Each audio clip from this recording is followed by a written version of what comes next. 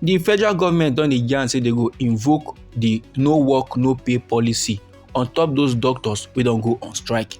And na the Federal Ministry of Health and Social Welfare na dey yarn dis one for inside one statement wey dey signed by their Assistant Director on Information and Public Relations. Im name na Ado Bako. And for inside the statement wey dem drop so, the ministry come dey yarn say dem dey very much disappointed sake of the decision wey the Nigerian Association of Resident Doctors dem take.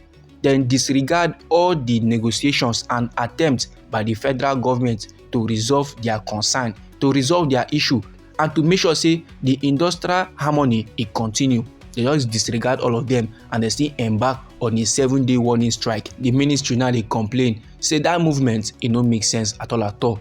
And no be lie, my good people, on Monday wey be the 26th day of August for inside this year 2024, the Nigerian Association of Resident Doctors dem start a 7-day warning strike sake of the adoption of their colleague wey be Dr. Ganiyat Popola wey dem kidnap 8 months ago. Dr. Ganiyat na medical practitioner for inside one national eye center wey dey for inside Kaduna. Dem adopt am on the 27th day of December for inside the year 2023, and dem adopt am with im husband and nephew. Now along the line, dem come release im husband for inside the month of March, but you see Popola and her nephew they still remain in captivity.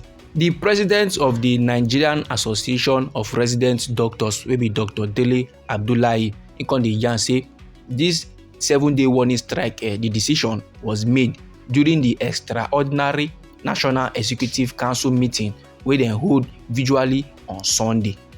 Although the health ministry they still yarn for inside their statement say the ministry they no go relent, they no go tire, they no go stop in their efforts to guarantee the safety and improve the welfare and working conditions of all healthcare workers, that include resident doctors. And he say they don dey do the necessary things and things. They don make significant strides for inside the recent negotiations, and the government they don demonstrate good faith by addressing many of the concerns wey the Nigerian Association of Resident Doctors dem carry come. The health ministry, however, come dey urge the doctors to make dem return to the negotiation table to find lasting solutions to the challenges wey dey face the healthcare sector. But my good people, if you check this matter properly, you go see am say in one way, this 7-day warning strike wey these doctors dey enter so, e make sense. In another way, they no try at all. Now, if to say they no do this 7-day warning strike now, maybe the federal government they for no serious.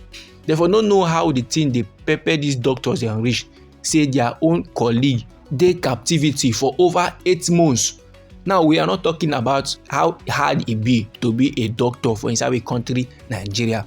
Now we are talking about the life of a country person. Person don dey captivity for over 8 months. It no make sense at all at all. And I know say it dey pain the doctors well because they dey fear say what if na them wetin can happen to? That is the federal government for not do the necessary to make sure say dem comot for there sharp. So I dey believe say that na why dem go on a 7-day strike. But on the other hand, as dem comot for office so, patients now wey dey normally come to see doctor to come take 1 or 2 treatments, they go dey stranded because nobody to attend to them. And that too normally e no make sense because e dey very much risky. Anyhow, the informate be for body, my good people, feel free make you drop am inside our comment section. So on to the next information wey I wan share give the general public. The koko be say the Federal Competition and Consumer Protection Commission wey be FCCPC, they don give market traders and other market stakeholders wey dey involved in exploitative pricing, they don give them 1 month make dem crash the prices of goods, make dem bring am down. Oga Tunji Bello wey be the newly appointed executive vice chairman of the FCCPC, na im dey yarn this one for inside a 1-day stakeholders engagement on exploitative pricing. This one now dey happen for inside Abuja on Thursday. And according to Oga Tunji Bello, he said the commission they go begin their enforcement after the 1 month. He said this meeting now dem do am to address the growing trend of unreasonable pricing of consumer goods and services and the wholesome practice of market association. Normally, my good people, e no get any trader for this life wey go buy goods wey no go like make benefit, because the purpose of the trading na to get profit for inside. But wetin most traders dey do for inside we country Nigeria, e no make sense at all. Some of them dey overprice, some of them dey high over gain, and those kind levels normally e no make sense. They go say sake of how the economy be, they go wan like get extra benefits, and that their extra benefits na overcharge to consumer, and normally those kind levels e no make sense, because rain no dey fall for one roof. Any hardship wey a trader think say in dey face for inside this our country Nigeria na the same hardship wey consumers too dey face. So Oga Tunji Bello now come dey describe wetin the commission dey come find out.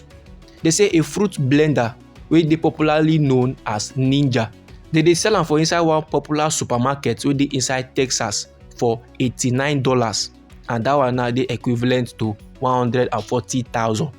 But that same product now, dem display am at a price of 944,999 for inside one supermarket wey dey for inside Victoria Island for Lagos. So now Oga Bello dey wonder wetin be the basis for this increment, for this price hike wey come plaster on top the blender compared to the price wey dey sell am for Texas for inside the United States of America, while Nigerians own come dey different. Then Oga Ifeanyi Okonkwo, wey be the chairman the National Association of Nigerian Traders FCT chapter, im come dey yarn say the charges now on imported goods for inside port na dey contribute to the increment wey come join body for prices. Oga Okonkwo come dey yarn say make the commission now set up a task force and make dem involve the association in their enforcement, because normally price no go just increase without something no trigger am.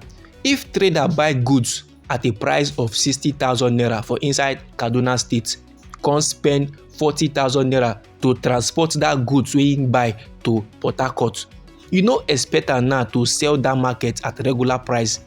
No, the trader go likely sell that market at a price wey go fit bring out the 100k wey im spend, then im go still come get benefit for inside, and na the benefits na go motivate am to do the business again.